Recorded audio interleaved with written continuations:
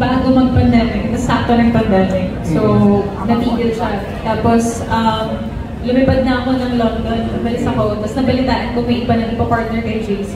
Nag-text ako kay Tita June, talaga po, hindi na po ako si Stella. Tapos nabalitaan ko, tinanggal na po yung dapat na artista nila. And tinitay na lang nila umuwi ako. So, muntik na maging hindi ikaw? Yeah. Muntik na, oo. Nalaman ko lang kay JC. Almost? Yeah, they almost replaced him. Si Stella? Yeah, yeah. It was supposed to be different Stella. Yeah. Yun lang talaga yung text ko. Talaga po, hindi na po ako si Stella. And the rest is history. The rest is history. I'm Stella again. Hinintay ka talaga ng project. Oo, and yun nga, yung script ko, ang daming versions muna. Hindi kasi namin alam anong gagawin sa present time. Like, I don't know kung nabanggit ko ni Direct Jason Paul sa first press ko namin before, but isang daan ko lang para kay Stella is loosely based on his college life. So it was very personal to him. So ngayon, what happens in the present time, hindi naman na sila nakita ni Stella. So now everything is reimagined, everything is all in his head. So we had to wait for the right story po. Okay. JC, I guess po, ano rin kung nangyari to even before, the years before, or 2019, or baka paghihilaw siya. So ang ganda na rin po siguro na naluto siya ng maayos, umabot ng 8 years para maging masarap. Okay. Para kay next question for JC, may speech. Actually, ilalabas po namin sa pelikula na meron po talagang association or an institute, may speech defect. Nakasama ko po sila sa eksena at may isa po akong katabi doon na na talagang meron siyang speech defect. And kamusta ka? Napanood mo ba yung unang pelikula nito? Sabi niya, Kuya, sabi niya, ito yung nagbigay ng confidence sa akin nung napanood ko to. Kaya ako nakakapagtrabaho ngayon.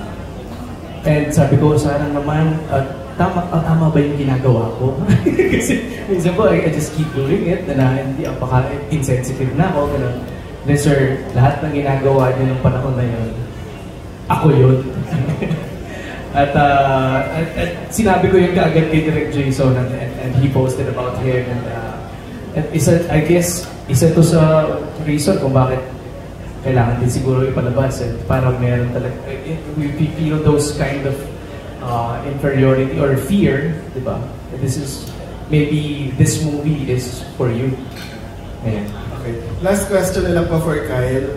Kyle, after watching... Okay. Honestly, totoo lang po. Magiging honest na po.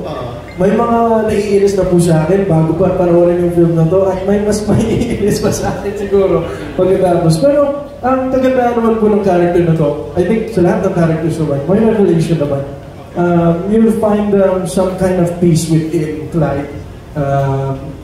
Feeling ko naman may marami pong ma-relate sa kanya actually when it comes to personal insecurities. And ang gusto ko lang sabihin sa mga maiinis pa po kay Clyde, and in general, pag naiinis ka sa tao, alamin mo kasi it always comes from somewhere. And malalaman nyo sa film na to kung saan nanggaling si Clyde. Okay, thank you and congratulations. Thank you. What I have to say about his performance po here, he makes, kasi ang dami ko na nakikita comments na galit na sila kay Kyle, umpisa pa lang. So, what I have to say is he made Clyde very human. So, maiintindihan niyo kung bakit siya gano'n. So, it's really nice. Thank you. Diba? Hindi ko na alam. Napapasulat siya ng script. Diba? Live performer ako siyempre, so dadaling ko sa play ko or sa mga projects ko. That's my type of arts. So, napapasulat mo ng kanta. Yun na lang siguro, safe na lang answer ko. Ito po ito sa pinakamahirap na character ko. Nagtapos kung kailangan isipin para lang minsan sa isang linya o sa isang eksena. Actually, every scene po dito sumasakit yung ulo ko kasi isipin ko yung 3-word rule, isipin ko yung emotion na napakabigat, isipin ko yung insecurity ni Fidel, isipin ko yung camera, isipin ko yung direction ni Direk, at saka saan ako ipilaw, at saka saan ako aato. It's one of those challenging things I've ever done in the movies, probably. And sana mapagtagumpayan ko siya, sana napagtagumpayan ko siya. I don't know kung nag-translate pa siya dun sa sa trailer. But Ako naiyak ako sa trailer eh. Oh? Okay. Nag-translate siya to. Nag-translate. Exact opposite of JC here, parang may yung acting process ko naman is ako yung number one defender ng character ko. So minsan may mga napapatulan ako sa TikTok kasi yung mga comments nila, naku, sasaktan mo na naman si Fidel. Nag-explain talaga ako na hindi, dito nang galing si Stella. So baliktad ako. Parang once I say yes to a character, I make sure na I would be the first person to understand where she's coming from. So personally, questionable as Bella, questionable yung mga choices ni Stella sa buhay. Those are things I probably wouldn't go through in my real life. But, yun nga eh, parang when I said yes to the first and now the second film, I made sure na if anyone questions Stella, like, why did she do this, why did she say that, I know the answer. So, even if I don't agree with her, I hope hindi niyo siya mahalata when you watch it. May time na may version kami hindi talaga nagustuhan and JC already, I think, told them na he didn't want to do it anymore. I remember them calling me in the middle of the night. Nasa Bohol ako. Nasa bakasyon ako. They were asking me to, parang jump on a meeting to co-write the film. But, ako very careful ako to not overstep. This is Direk Jason Paul's story. And he's such an open and such a smart person na pag sinabi namin why this version doesn't work for us, he gets it right away and then he changes that. So I appreciate Direk Jason Paul not only as a director in this film but also as the creative genius that brought all of us isang daang tula para kay Stella. So I wouldn't want to offend him. So I really didn't want to co-write this project. I always correct also, a lot of people think I wrote the first one. So I always correct and say this is Direk Jason Paul's story. So syempre pag nasa eksena na kami, he allows us to change some lines. Or when I say Direk Jason Paul, parang bilang babae, kasi syempre iba yung perspective din ng lalaki at babae. Bilang babae, hindi ito gagawin ng isang babae. He graciously accepts that. So I only go that far, like how far an actor can go. So yun. If I get the chance one day kung magkaka-third film pa to, I might say yes kung ipapakorek nila, but not for this film. Sorry. Hi, congratulations. Thank you. The long wait is over after 8 years, di ba? Alam naman namin masusundan ko kasi open-ended yung yung isang daang tula para kay Stella.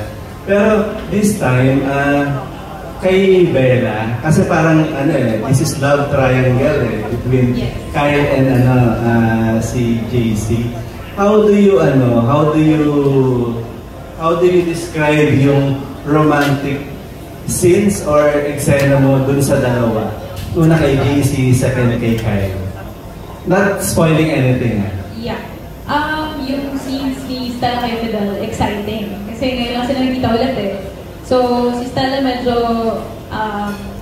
very siya teasing kay Fidel, diba? Mahilig niyang guluhin yung buhay at yung utak ni Fidel. So, ganun ko siya ginawa ulit nung umpisa. So, obviously may differences with my maturity, but ako na-excite ako sa mga yun, yung the day after na nakita kami for the first time. Ang sarap parang ang sarap takutin ni Fidel. So it's a fun kind of love, I feel, but also very deep. So yung balik naman ni Fidel sa kanya yung aabangan niyo dito. So yun. Sa character ni Clyde, genuinely speaking, I didn't know how to do my scenes with Kyle kasi we have an age difference. I didn't know how I could relate to someone his age for Stella. So I think I just allowed the scenes to flow. Parang hinayaan ko muna na mag-play out yung eksena. Tapos doon ko iniisip yung ano gagawin ni Stella sa situation na to. So So our scenes are very organic. That's how I would describe it. Kasi I would literally wait for the scene to play out. So yung love story din nila, I think is that it's more go with the flow. So yun po. I think meron din yung audience dito na, uy, okay naman sila. Ay, hindi, okay sila. Ay, hindi, okay sila. Mahihirapan yung audience. So yun yung abangan, di ba? Ano lang, wala si Direct Paul to answer the question. Maybe Bella will answer it also. Follow up lang, no? Talaga bang ginawa yung third party or third character yung kay Clyde yung mas bata compared dun sa kay age niyo? Bakit siya yung napili? Parang no, actually walang age. Si Clyde's script. It could have been an older actor, but si Kyle was handpicked by our producers. Management decision. So management decision. So and I'm very happy na they ended up with Kyle. Kasi nga, like your question earlier, CJ, we have Gen Z audience now that we need to also relate to. So he's bringing that to the film. He also makes the film more light and more youthful.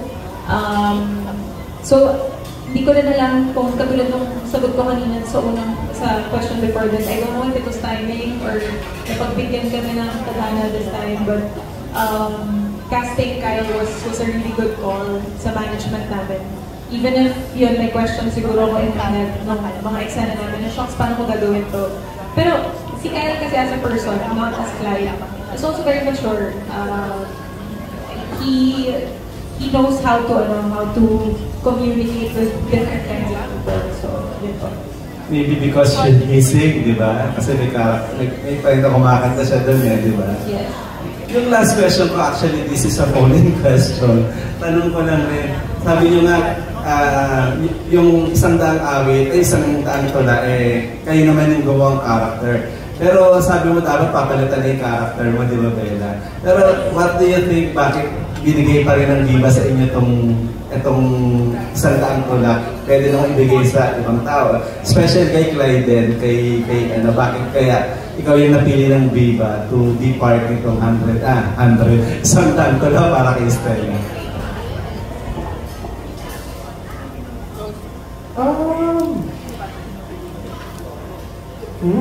Hindi. Tulad po na sinabi ko po kanina, napatanong po talaga ako kung bakit yan? Bakit talaga ako? But you know, when it comes to acting, I think one thing that's the beauty of our job is you get to be put in shoes you never thought you'd ever be able to fill. I don't know, I'm older than in this as Clyde, he's older than I am as a person, as Kyle. Pero hindi naman kailangan pag-usapan yun sa script. I think when it came to choosing me to play Clyde, pinaka-sinabi ko sa akin kasi they were also very excited for me to sing throughout this whole film. And I have a lot of different songs, and I think maglalabas din kami ng mga soundtrack. Parte po ng paglabas po ng movie ay maglalabas din po ng mga kanta na record ko po para sa movie din. So I guess parte na rin po na kaya ko po kumanta at actor na rin po ako. But for the most part, ang pinaramdam na po sa akin is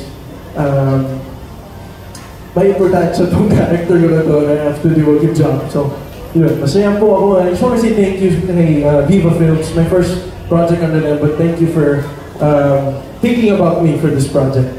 Yun po. Bella and Daisy. So, hindi ko rin po alam. Minsan po napapa-question din ako, bakit po ako? I guess siguro sa flavor din ng ginagawa namin ni Bella. Na paano namin ikikwento yung pwede. Wala po talaga akong sagot, sorry. Baka yun, dahil tried and tested naman nilang kaming dalawa sa ganitong genre. Ako, I think yun. And yun nga, dahil nag-text ako na talaga, hindi na po ang sister. Nakatulong yun. Nakatulong yun. Kung hindi ako nag-text, iba po yung nakaupo niya talaga. Buti nag-text ako. Sana nga, maging blockbuster to. Susunod sana naman. po. Kasi kung hindi na ako makapag-text ulit. Ang susunod na sigurong title, isang daang sayaw na.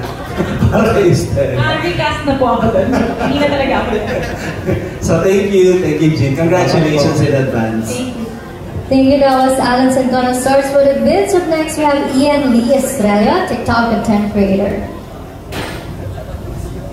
Hi po and congratulations.